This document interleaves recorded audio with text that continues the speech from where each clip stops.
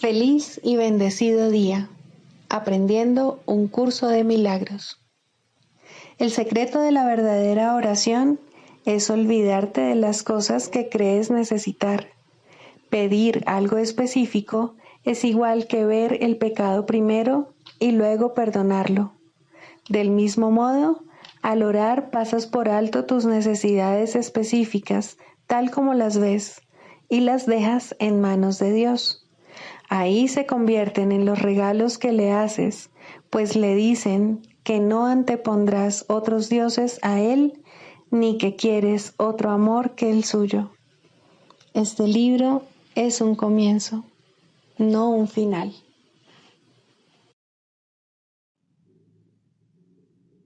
Del prefacio, que postula, párrafo 7.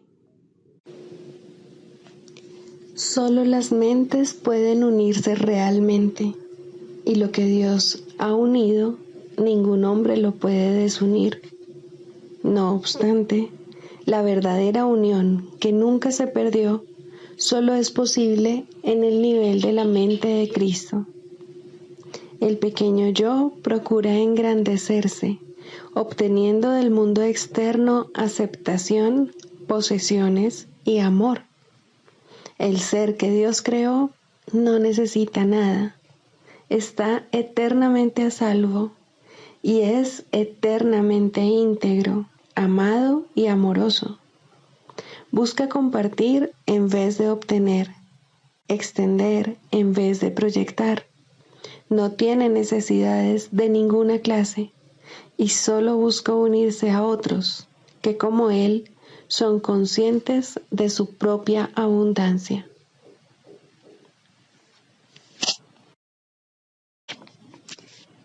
Introducción. Este es un curso de milagros. Es un curso obligatorio.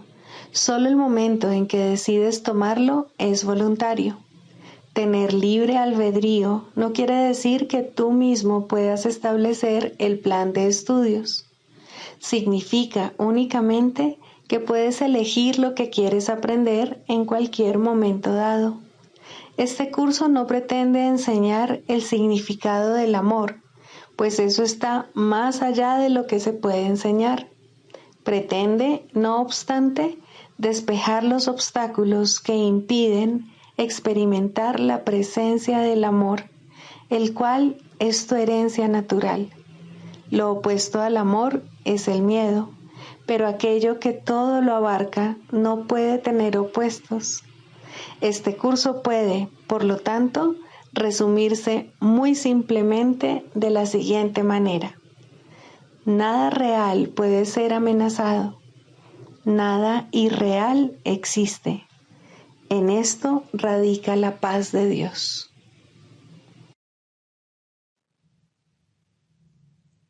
Principio 34.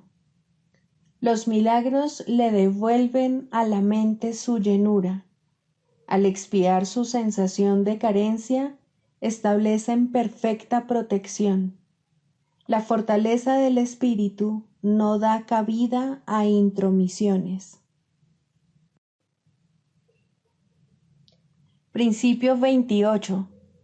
Los milagros son un modo de liberarse del miedo.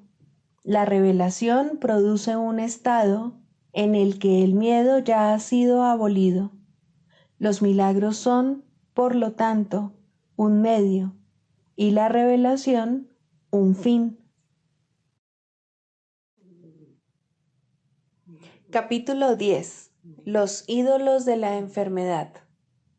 Cuarto, el fin de la enfermedad. Toda magia es un intento de reconciliar lo irreconciliable. Toda religión es el reconocimiento de que lo irreconciliable no puede ser reconciliado. La enfermedad y la perfección son irreconciliables. Si Dios te creó perfecto, eres perfecto. Si crees que puedes estar enfermo, has antepuesto otros dioses a Él.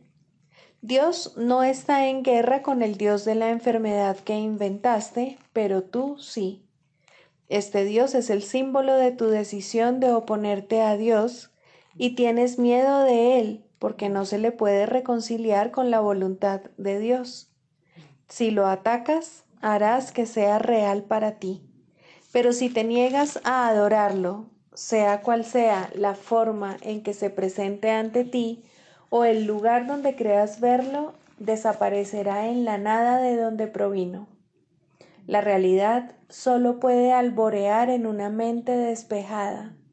La realidad está siempre ahí ante ti, lista para ser aceptada, pero para aceptarla tienes que primero estar dispuesto a tenerla. Conocer la realidad requiere que uno esté dispuesto a juzgar la irrealidad tal como es. Pasar por alto lo que no es nada es simplemente juzgarlo acertadamente y mediante tu capacidad para evaluarlo correctamente, permitir que desaparezca. El conocimiento no puede alborear en una mente llena de ilusiones porque la verdad y las ilusiones son irreconciliables. La verdad es íntegra y no puede ser conocida solo por una parte de la mente.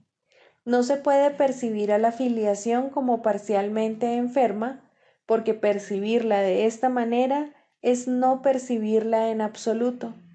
Si la filiación es una desde cualquier punto de vista. La unidad no puede ser dividida. Si percibes otros dioses, significa que tu mente está dividida y no podrás limitar dicha visión porque ello es señal de que has separado parte de tu mente de la voluntad de Dios.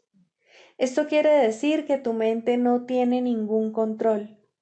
No tener control significa que se ha perdido la razón y en ese caso la mente se vuelve irracional.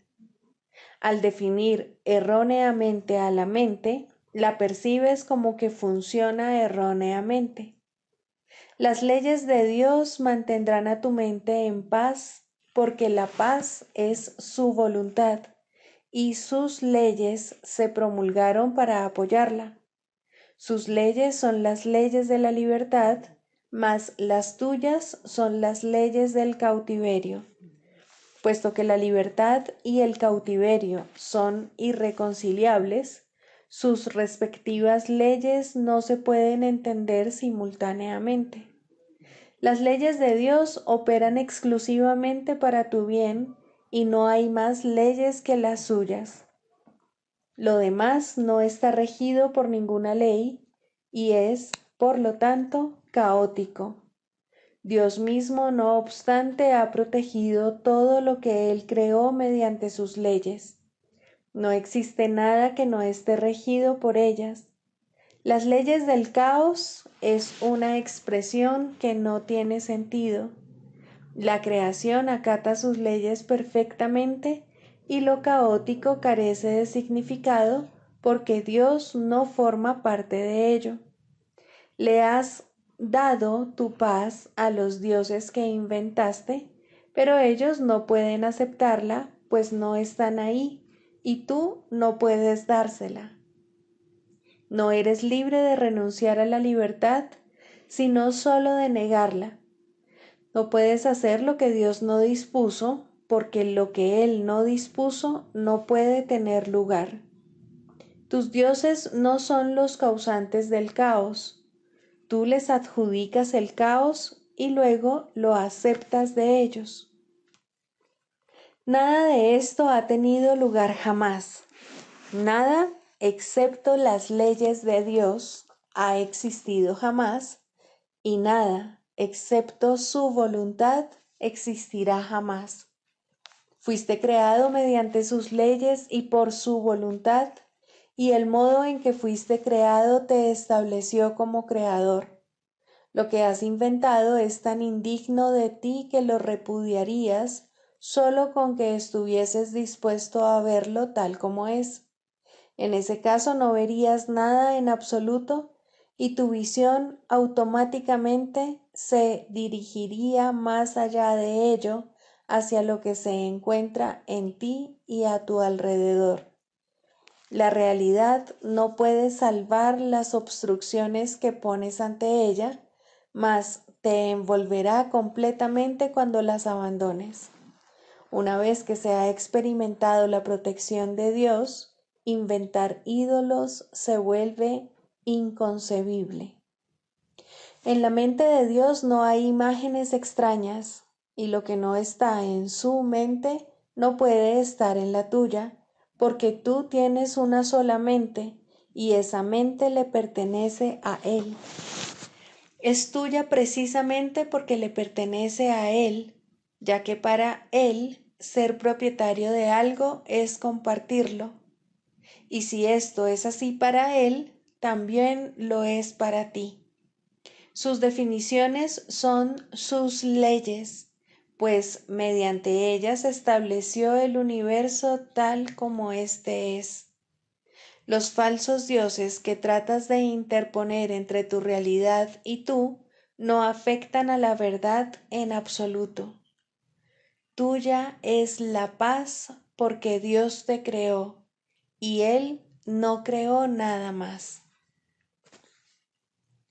Un milagro es el acto de un hijo de Dios que ha abandonado a todos los dioses falsos y exhorta a sus hermanos a que hagan lo mismo.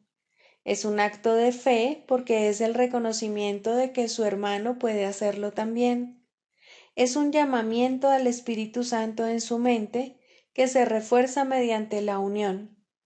Puesto que el obrador de milagros ha oído la voz de Dios, la refuerza en sus hermanos enfermos al debilitar su creencia en la enfermedad que él no comparte. El poder de una mente puede irradiar hasta otra porque todas las lámparas de Dios fueron encendidas por la misma chispa, la cual está en todas partes y es eterna. En muchos, lo único que queda es la chispa, pues los grandes rayos están velados. Aún así, Dios ha mantenido viva la chispa de manera que los rayos nunca puedan olvidarse completamente. Solo con que veas la pequeña chispa podrás reconocer la luz mayor, pues los rayos están ahí aunque sin ser vistos. Al percibir la chispa, sanas, mas al conocer la luz, creas. En el proceso de retornar, no obstante, la pequeña chispa debe reconocerse primero, pues la separación fue el descenso desde la grandeza a la pequeñez. La chispa, no obstante, sigue siendo tan pura como la luz mayor, porque es lo que queda de la llamada de la creación. Deposita toda tu fe en ella y Dios mismo te contestará. Libro de ejercicios, lección 200. No hay más paz que la paz de Dios. Deja de buscar. No hallarás otra paz que la paz de Dios. Acepta este hecho y te evitarás la agonía de sufrir aún más amargos desengaños o de verte invadido por una sombría desesperación y una gélida sensación de desesperanza y de duda. Deja de buscar. No puedes hallar otra cosa que la paz de Dios, a no ser que lo que busques sea infelicidad y dolor. Este es el punto final al que en última instancia todo el mundo tiene que llegar para dejar de lado toda esperanza de hallar felicidad allí donde no la hay, de ser salvado por lo que tan solo puede causar dolor y de hacer paz del caos, dicha del dolor y cielo del infierno. No sigas tratando de ganar por medio de la pérdida, ni de morir para vivir, pues no estarás sino pidiendo la derrota. No obstante, con la misma facilidad puedes pedir amor, felicidad y vida eterna en una paz que no tiene fin. Pide esto y solo puedes ganar. Pedir lo que ya tienes te lleva al éxito. Pedir que lo que es falso sea verdadero solo puede conducir al fracaso.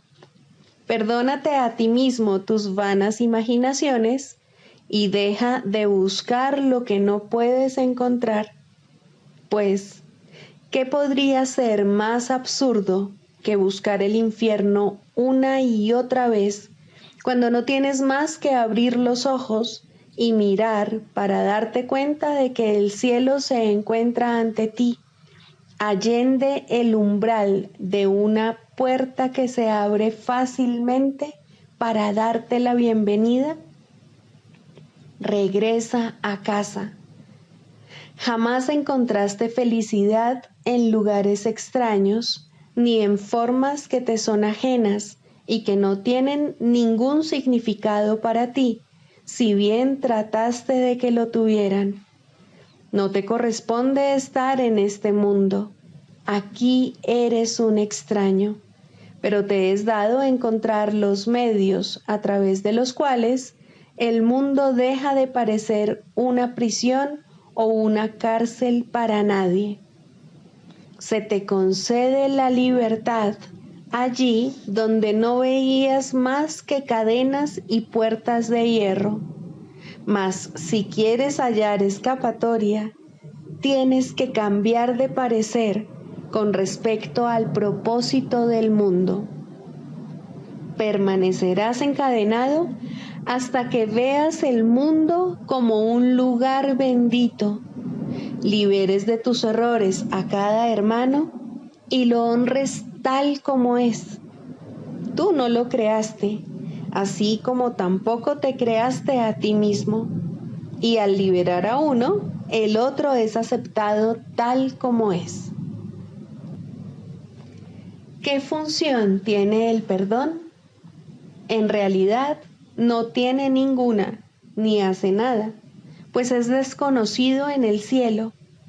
Es solo en el infierno donde se le necesita y donde tiene una formidable función que desempeñar. ¿No es acaso un propósito loable ayudar al bienamado Hijo de Dios a escapar de los sueños de maldad, que aunque son solo fabricaciones suyas, él cree que son reales? ¿Quién podría aspirar a más mientras parezca que hay que elegir entre el éxito y el fracaso, entre el amor y el miedo? No hay más paz que la paz de Dios, porque Él solo tiene un Hijo que no puede construir un mundo en oposición a la voluntad de su Padre o a la suya propia, la cual es la misma que la de Él. ¿Qué podría esperar encontrar en semejante mundo? Esto no puede ser real, ya que nunca fue creado. ¿Es acaso ahí a donde iría en busca de paz? ¿O bien tiene que darse cuenta de que tal como él ve el mundo, éste solo puede engañar? Puede aprender, no obstante, a verlo de otra manera y encontrar la paz de Dios. La paz es el puente que todos habrán de cruzar para dejar atrás este mundo, pero se empieza a tener paz en él cuando se le percibe de otra manera, y esta nueva percepción nos conduce hasta las puertas del cielo y lo que yace tras ellas. La paz es la respuesta a las metas conflictivas, a las jornadas insensatas, a las búsquedas vanas y frenéticas y a los empeños sin sentido. Ahora el camino es fácil y nos conduce por una ligera pendiente hasta el puente donde la libertad yace dentro de la paz de Dios.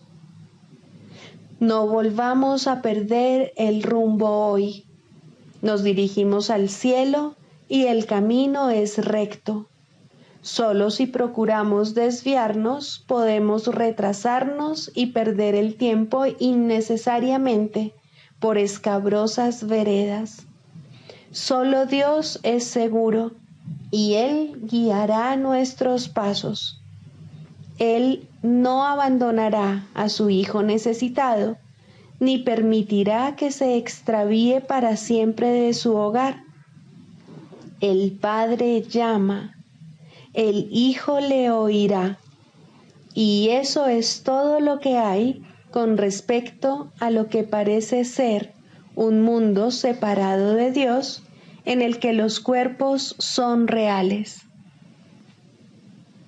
Ahora reina el silencio. Deja de buscar.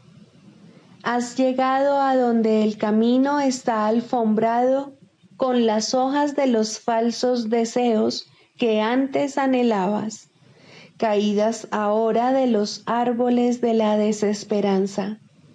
Ahora se encuentran bajo tus pies, y tú levantas la mirada y miras al cielo con los ojos del cuerpo que ahora te sirven solo por un instante más. Por fin la paz ha sido reconocida y tú puedes sentir cómo su tierno abrazo envuelve tu corazón y tu mente con consuelo y amor. Ahora no buscamos ídolos. La paz no se puede encontrar en ellos. La paz de Dios es nuestra y no habremos de aceptar o querer nada más. Que la paz sea con nosotros hoy, pues hemos encontrado una manera sencilla y grata de abandonar el mundo de la ambigüedad y de reemplazar nuestros objetivos cambiantes por un solo propósito, y nuestros sueños solitarios por compañerismo, pues la paz es unión si procede de Dios. Hemos abandonado toda búsqueda. Nos encontramos muy cerca de nuestro hogar y nos acercamos aún más a Él cada que decimos: no hay más paz que la paz de Dios, y estoy contento y agradecido de que así sea.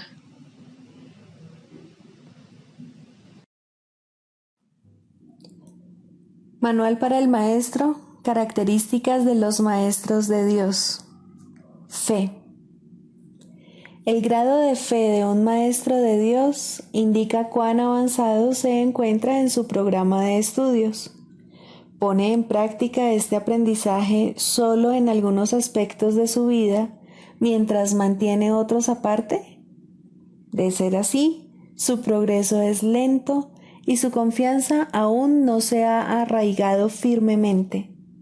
La fe es la confianza que el Maestro de Dios tiene de que la palabra de Dios ha de resolver todas las cosas perfectamente, no solo algunas, sino todas.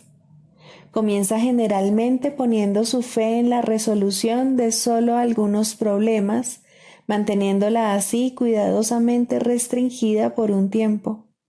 Someter todos los problemas a una sola respuesta es invertir completamente la manera de pensar del mundo, y solo eso es fe.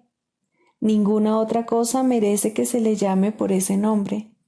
Con todo, vale la pena lograr cada avance, por pequeño que sea. Estar dispuesto, como indica el texto, no quiere decir que se haya alcanzado la maestría. La verdadera fe, sin embargo, no se desvía. Al ser consistente, es completamente honesta. Al ser firme, goza de absoluta confianza. Al estar basada en la ausencia de temor, es mansa. Al gozar de certeza, rebosa júbilo, y al tener confianza, es tolerante. La fe, por lo tanto, encierra en sí todos los demás atributos de los maestros de Dios y entraña la aceptación de la palabra de Dios y de la definición que Él tiene de su Hijo. Hacia ellas es a donde la fe, en el verdadero sentido de la palabra, siempre se dirige. En ellas tiene puestas sus miras, buscando hasta que las encuentra. La indefensión naturalmente la acompaña y su condición es el júbilo. Y una vez que las encuentra, descansa con sosegada certeza solo en aquello que es digno de toda fe.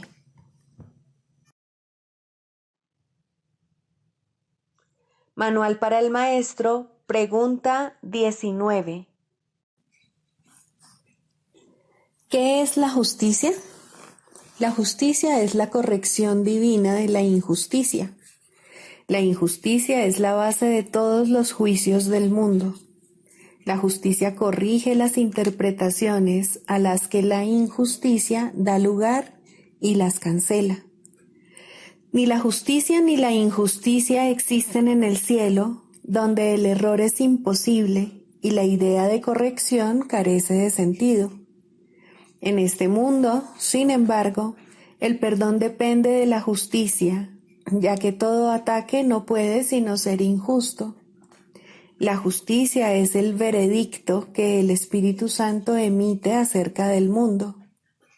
La justicia es imposible, excepto en su juicio, pues nadie en el mundo es capaz de dejar a un lado toda injusticia y de hacer únicamente interpretaciones justas. Si el Hijo de Dios fuese juzgado imparcialmente, no habría necesidad de salvación. El pensamiento de separación hubiese sido eternamente inconcebible. La justicia, al igual que su opuesto, es una interpretación. Sin embargo, es la única interpretación que conduce a la verdad. Esto es así porque, si bien la justicia no es de por sí verdadera, no hay nada en ella que se oponga a la verdad. Entre la justicia y la verdad no existe un conflicto intrínseco. Una no es sino el primer paso en dirección a la otra. El camino varía considerablemente a medida que uno avanza. Sería imposible predecir de antemano toda la magnificencia, la grandiosidad de los paisajes y los vastos panoramas que han de salir a nuestro encuentro. Y aún estos, cuyo esplendor alcanza alturas indescriptibles según uno sigue adelante, no se pueden comparar con lo que nos aguarda cuando el camino termine y el tiempo finalice junto con él. Pero por alguna parte hay que comenzar. La justicia es el comienzo. Todos los conceptos que abrigas acerca de ti mismo y de tus hermanos, todos tus temores acerca de situaciones futuras y toda tu preocupación por el pasado tiene su origen en la injusticia. He aquí el cristal que, al ponerse ante los ojos del cuerpo, deforma la percepción y trae testigos de un mundo distorsionado a la mente que inventó el cristal y que en tanta estima lo tiene. Así, selectiva y arbitrariamente, es como se forja cada concepto del mundo. Los pecados se perciben y se justifican mediante un cuidadoso método selectivo, del que está ausente toda idea de totalidad. El perdón no tiene cabida en tal esquema, pues no hay ni un solo pecado que no parezca sino ser verdad eternamente. La salvación es la justicia de Dios. La salvación reinstaura en tu conciencia la integridad de todos los fragmentos que percibes como desprendidos y separados. Y es esto lo que te permite superar el miedo a la muerte. Pues los fragmentos separados no pueden sino deteriorarse y morir, pero lo que goza de plenitud es inmortal y por siempre semejante a su Creador al ser uno con Él. El juicio de Dios es su justicia. Sobre este juicio, totalmente desprovisto de condenación, al ser una evaluación enteramente basada en el amor, has proyectado tu injusticia, atribuyéndole a Dios el cristal de percepción deformada a través del que miras tú. Ahora el cristal es suyo y no tuyo. Ahora tienes miedo de él y no te das cuenta de que odias y temes a tu propio ser como si de tu enemigo se tratase. Implora la justicia de Dios y no confundas su misericordia con tu demencia. La percepción puede dar forma a cualquier imagen que la mente desee ver. Ten presente esto. En esto estriba el que veas el cielo o el infierno, según elijas. La justicia de Dios apunta hacia el cielo precisamente porque es totalmente imparcial. La justicia de Dios acepta todas las pruebas que se le presentan, sin omitir nada y sin considerar nada como algo separado y ajeno a todo lo demás. La justicia de Dios juzga desde este punto de vista y solo desde él. Aquí todo ataque y toda condenación dejan de tener sentido y se hacen insostenibles. La percepción descansa, la mente está quieta y la luz retorna nuevamente. Ahora se restaura la visión. Lo que se había perdido ahora se ha encontrado. La paz de Dios desciende sobre el mundo y por fin podemos ver. Por fin podemos ver.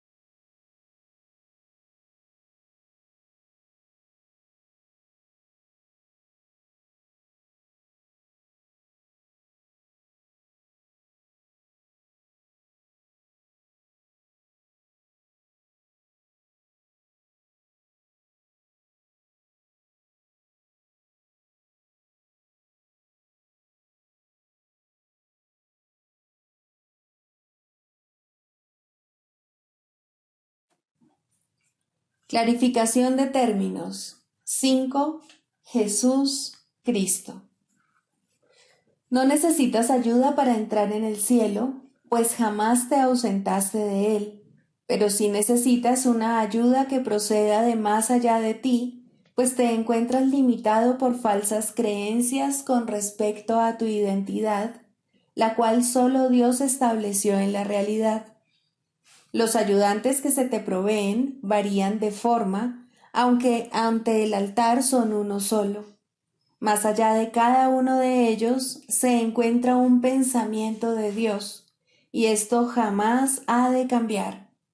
Pero sus nombres difieren por un tiempo, puesto que el tiempo necesita símbolos, siendo de por sí irreal. Sus nombres son legión, pero no nos extenderemos más allá de los nombres que el curso en sí emplea. Dios no provee ayuda, pues no sabe de necesidades. Sin embargo, Él crea todos los ayudantes que su Hijo pueda necesitar, mientras éste siga creyendo que sus fantasías son reales. Dale gracias a Dios por ellos, pues son quienes te conducirán de regreso a tu hogar.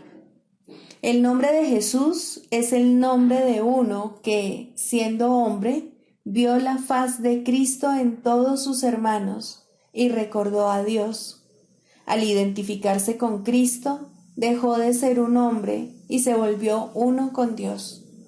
El hombre era una ilusión, pues parecía ser un ser separado que caminaba por su cuenta, dentro de un cuerpo que aparentemente mantenía a su ser separado de su ser, como hacen todas las ilusiones. Pero, ¿quién puede salvar a menos que, al ver las ilusiones, las identifique como lo que son? Jesús sigue siendo un Salvador porque vio lo falso y no lo aceptó como la verdad. Cristo necesitó su forma para poder presentarse ante los hombres y salvarlos de sus ilusiones.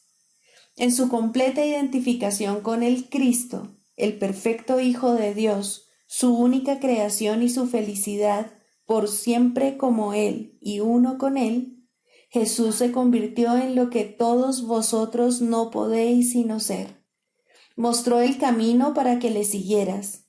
Él te conduce de regreso a Dios porque vio el camino ante sí y lo siguió. Jesús hizo una clara distinción, todavía velada para ti, entre lo falso y lo verdadero. Te ofreció una demostración palpable de que es imposible matar al Hijo de Dios y de que el pecado, la maldad, la malicia, el miedo o la muerte no pueden alterar su vida en modo alguno. Todos tus pecados, por lo tanto, te han sido perdonados, ya que jamás tuvieron consecuencia alguna, y así no fueron más que sueños. Levántate con aquel que te mostró esto, ya que se lo debes por haber compartido contigo tus sueños para que pudieran ser disipados, y todavía los comparte para mantenerse en unión contigo. ¿Es Él el Cristo? Por supuesto que sí, junto contigo. Su vida en la tierra no fue lo suficientemente larga como para poder enseñar la poderosa lección que aprendió por todos vosotros. Mas Él permanecerá contigo para conducirte desde el infierno que tú hiciste hasta Dios. Y cuando unas tu voluntad a la suya, verás a través de su visión, pues los ojos de Cristo se comparten. Caminar con Él es algo tan natural como caminar con un hermano al que conoces desde que naciste, pues eso es en verdad lo que Él es. Se han hecho amargos ídolos de aquel que solo quiere ser un hermano para el mundo. Perdónale tus fantasías y comprende lo mucho que amarías a un hermano así, pues Él por fin le brindará descanso a tu mente y la llevará contigo ante tu Dios. ¿Es Él el único ayudante de Dios?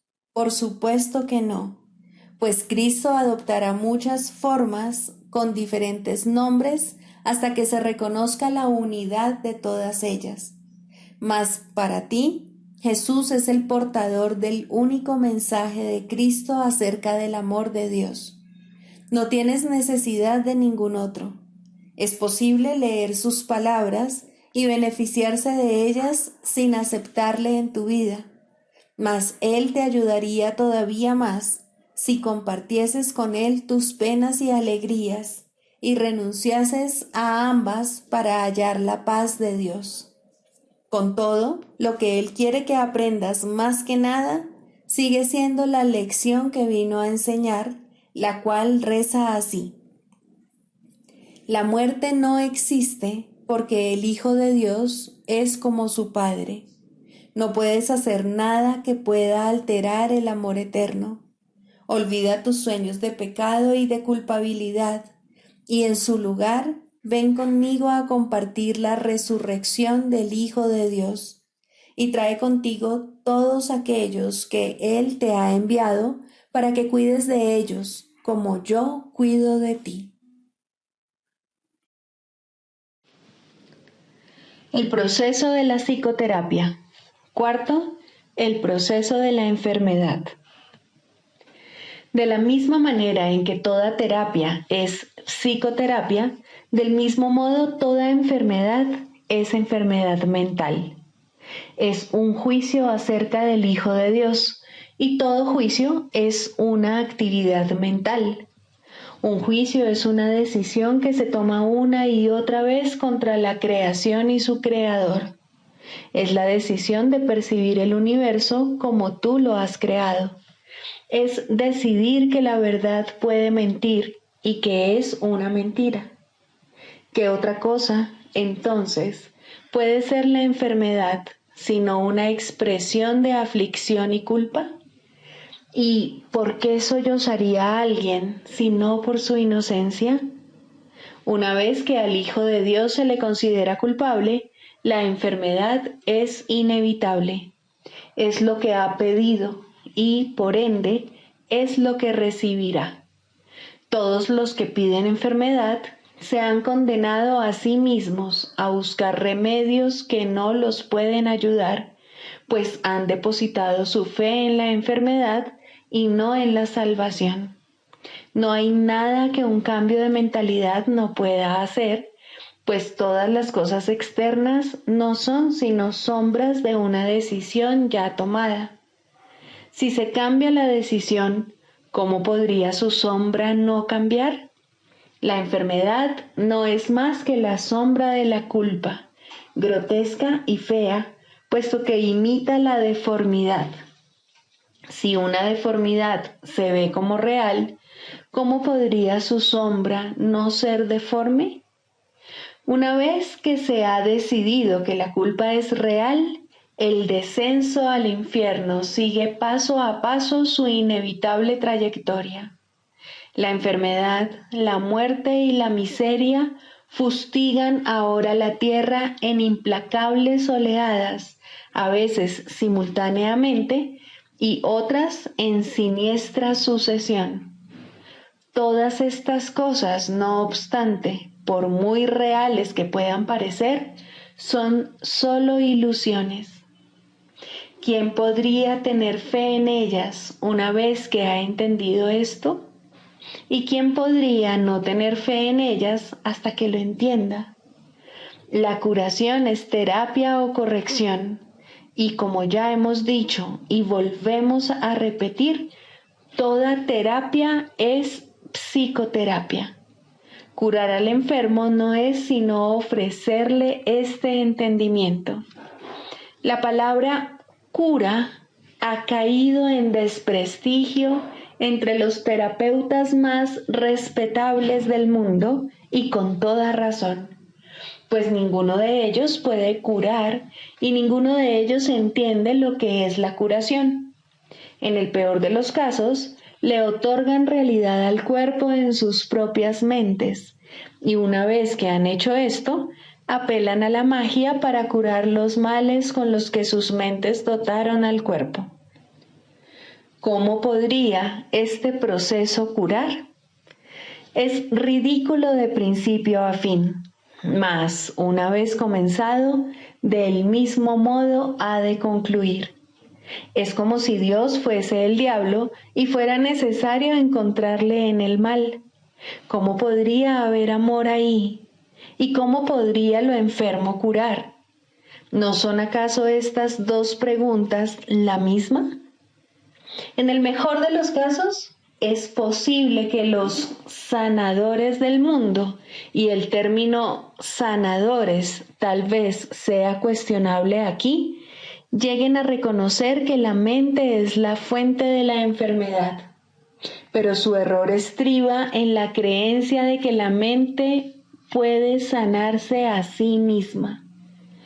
Esto tiene algún mérito en un mundo donde el concepto de grados de error tiene sentido. No obstante, sus curas siguen siendo provisionales, o bien puede que surja otra enfermedad que reemplace a la anterior, pues mientras no se comprenda el significado del amor, la muerte no se ha superado. ¿Y quién puede comprenderlo sin la palabra de Dios que Él dio al Espíritu Santo para que fuese su regalo para ti? Cualquier clase de enfermedad puede definirse como el resultado de verse a uno mismo débil, vulnerable, malvado y en peligro, y, por ende, en constante necesidad de defensa. Sin embargo, si el yo fuese realmente así, cualquier defensa sería inútil. Las defensas que se procuran, por lo tanto, no pueden sino ser mágicas. Deben superar todos los límites percibidos en uno mismo y, simultáneamente, forjar un nuevo concepto propio en el cual el antiguo no tiene cabida. En resumen, el error se acepta como real y se lidia con él mediante ilusiones. Al haberse llevado la verdad al ámbito de las ilusiones, la realidad se ha vuelto una amenaza y se percibe como algo malvado. El amor se vuelve algo temible porque la realidad es amor. De este modo se cierra el círculo contra las incursiones de la salvación. La enfermedad es, por lo tanto, un error y necesita corrección. Y tal como ya hemos subrayado, la corrección no puede tener lugar justificando el error primero y luego pasándolo por alto. Si la enfermedad fuese real, en verdad no podría pasarse por alto, pues obviar la realidad es demencia. Ese es, no obstante, el propósito de la magia, hacer que las ilusiones sean verdad mediante una percepción falsa. Esto no puede curar porque se opone a la verdad.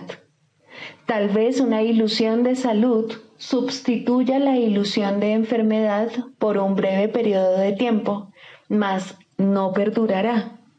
Las ilusiones no pueden ocultar el miedo por mucho tiempo, pues éste forma parte de ellas. Escapará y adoptará otra forma al ser la fuente de todas las ilusiones. La enfermedad es demencia porque toda enfermedad es enfermedad mental y en esto no hay grados. Una de las ilusiones que hace que la enfermedad se perciba como real es la creencia de que la enfermedad varía en intensidad, que el grado de amenaza difiere según la forma que adopte. En esto radica la base de todos los errores, pues todos ellos no son más que intentos de transigir al ver solo una pequeña parte del infierno. Esto es una burla tan ajena a Dios que por siempre ha de ser inconcebible, pero los dementes lo creen porque están locos. Un loco defiende sus ilusiones porque ve en ellas su salvación. Por lo tanto, atacará a todo aquel que trate de salvarlo de ellas al creer que está siendo atacado por él. Este curioso círculo de ataque-defensa es uno de los problemas más difíciles que debe enfrentar el psicoterapeuta. De hecho, esa es su tarea principal, la esencia de la psicoterapia. Al terapeuta se le ve como alguien que está atacando la posesión más preciada del paciente, su imagen propia. Y puesto que esta imagen se ha convertido en la seguridad del paciente, tal como él la considera, el terapeuta no puede sino ser percibido como una verdadera fuente de peligro que hay que atacar e incluso matar. El psicoterapeuta, pues, tiene una enorme responsabilidad. Debe hacer frente al ataque sin atacar y, por consiguiente, sin defenderse. Su tarea consiste en demostrar que las defensas no son necesarias y que la indefensión es fortaleza. Esta debe ser su enseñanza, si quiere que su lección sea que la cordura es seguridad. No puede hacerse suficiente hincapié en el hecho de que el demente cree que la cordura es una amenaza. Este es el corolario del pecado original, la creencia de que la culpa es real y de que está plenamente justificada. Por lo tanto, la función del psicoterapeuta consiste en enseñar que la culpa, al ser irreal, no tiene justificación ni ofrece seguridad alguna. Por consiguiente, siempre será indeseable, además de irreal. Esta única doctrina de salvación es la meta de toda terapia, pues alivia la mente de la insensata carga de culpa que tan fatigosamente arrastra, y de este modo la curación se logra. No se cura el cuerpo, simplemente se le reconoce como lo que es. Si se percibe correctamente, se puede entender su propósito. ¿Qué necesidad hay, entonces, de enfermedad? Con este único cambio, todo lo demás vendrá por añadidura. No hay necesidad de complicados cambios. No hay necesidad de largos análisis ni de discusiones o búsquedas fatigosas. La verdad es simple al ser una y la misma para todos. El canto de la oración, el perdón. Segundo, el perdón para destruir. El perdón para destruir adopta muchas formas al ser un arma del mundo de las formas. No todas son obvias y algunas se ocultan cuidadosamente bajo lo que aparenta ser caridad. Pero todas las formas que parece adoptar tienen una sola meta: separar y hacer que lo que Dios creó igual sea diferente. La diferencia resulta evidente en algunos casos, en los que la comparación intencionada no puede dejar de notarse, ni es su propósito realmente que se note. En este grupo se encuentra, en primer lugar, el caso en el que una persona mejor se digna rebajarse para salvar a un inferior de lo que en realidad ésta es. En este caso, el perdón aquí se basa en una actitud de amable altivez, tan lejana del amor que la arrogancia jamás podría desalojarse. ¿Quién puede perdonar y despreciar al mismo tiempo? ¿Y quién puede acusar a otro de estar inmerso en el pecado y al mismo tiempo percibirlo como el Hijo de Dios? ¿Quién puede enseñar lo que es la libertad esclavizando? En eso no hay unión, solo aflicción. Eso no es realmente misericordia, eso es la muerte.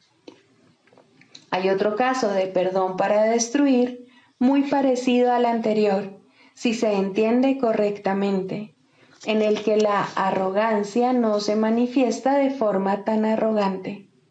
Aquí el que perdona a otro no proclama ser mejor. En lugar de ello dice que aquí hay alguien cuya pecaminosidad él comparte, y dado que ambos han sido indignos, merecen la retribución de la ira de Dios. Este pensamiento puede parecer humilde e incluso inducir a una rivalidad con respecto a quién es más pecador o más culpable. Esto no es amor por la creación de Dios, ni por la santidad que es su regalo eterno. ¿Puede acaso su Hijo condenarse a sí mismo y aún así acordarse de él? Aquí la meta es apartar de Dios al Hijo que él ama y mantenerlo separado de su fuente. Esta es también la meta de aquellos que buscan ser mártires a manos de otro. El objetivo detrás de esto tiene que verse claramente, pues puede pasar por mansedumbre y caridad en vez de crueldad. ¿No es acaso muestra de misericordia aceptar el rencor de otro y no responder sino con silencio y con una dulce sonrisa? Fíjate qué bueno eres, que soportas con paciencia y santidad la ira y el daño que otro te inflige sin mostrar el amargo dolor que sientes. El perdón para destruir con frecuencia se oculta tras un manto así. Muestra el rostro del sufrimiento y del dolor como prueba silenciosa de la culpa y de los estragos del pecado. Tal es el testimonio que le ofrece a uno que podría ser su salvador y no su enemigo. Pero al habérsele convertido en enemigo, tiene que aceptar la culpa y el duro reproche que de este modo se ha descargado sobre él. ¿Es esto amor? ¿O se trata más bien de una traición hacia uno que necesita que le salven del dolor de la culpa? ¿Qué otro propósito podría tener esto, sino mantener a los testigos de la culpa alejados del amor? El perdón para destruir puede manifestarse también en forma de regateos y tratos. Te perdono si satisfaces mis necesidades, pues en tu esclavitud está mi liberación. Dile esto a cualquiera y te vuelves un esclavo, y tratarás de deshacerte de la culpa mediante más regateos que no ofrecen esperanza alguna, sino más dolor y más miseria. Cuán temible se ha vuelto ahora el perdón y cuán distorsionado es el fin que persigue. Ten piedad de ti mismo, tú que de este modo regateas. Dios solo da y no pide recompensa alguna. No hay otra manera de dar excepto como Él da. Todo lo demás es una parodia, pues ¿quién intentaría hacer un trato lucrativo con el Hijo de Dios y al mismo tiempo dar gracias a su Padre por su santidad? ¿Qué le mostrarías a tu hermano? ¿Intentarías reforzar su culpa y con ello la tuya? El perdón es el medio por el que puedes escapar. Qué lástima convertirlo en un medio para una mayor esclavitud y dolor. En el mundo de los opuestos hay una manera de utilizar el perdón para la meta de Dios y encontrar la paz que Él te ofrece.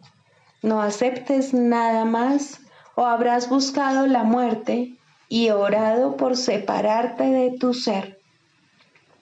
Cristo es para todos porque está en todos. Es su faz lo que el perdón te permite ver. Es su faz en la que ves la tuya. Todas las formas que el perdón adopte, que no te aparten de la ira, de la condena y de comparaciones de cualquier clase, son la muerte, pues es eso lo que sus propósitos han establecido. No te dejes engañar por ellas, sino abandónalas y deja a un lado sus despreciables y trágicas ofrendas.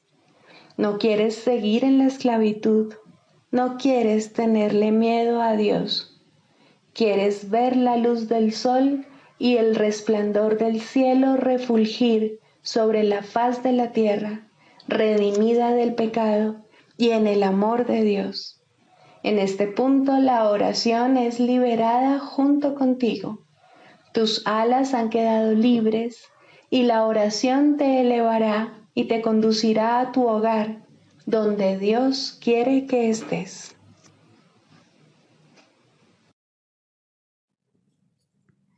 Sigamos a Jesús haciendo del perdón algo tan natural como respirar y algo tan vital como el aire. Amén.